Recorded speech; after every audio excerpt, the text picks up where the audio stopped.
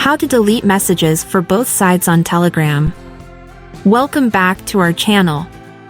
Have you ever accidentally sent a message to the wrong person?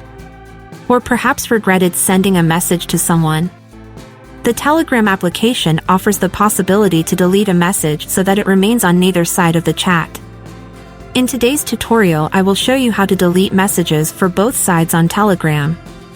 Let's get started. Open the Telegram application and access the chat where the message you want to delete is located.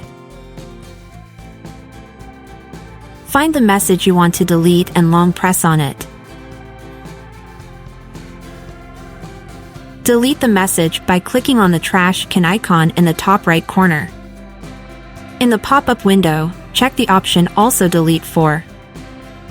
After checking this option, click on Delete. Those messages will no longer be in the chat. This process applies to both your messages and messages from the other participant in the chat. You can also delete messages you have received. The steps are the same.